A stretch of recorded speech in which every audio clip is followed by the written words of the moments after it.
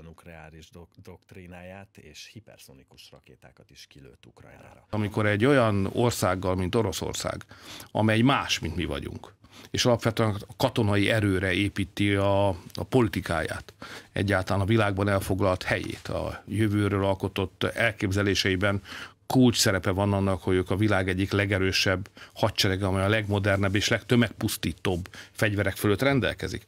Amikor ők mondanak valamit ebben az ügyben, azt úgy kell venni, ahogy mondják.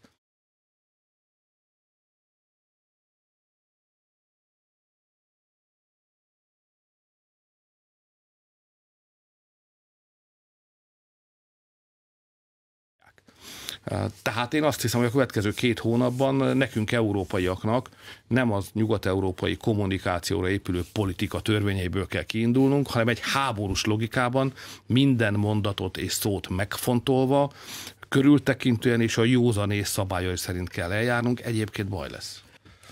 Ha ehhez hozzátesszük, hogy Kárpátalján pedig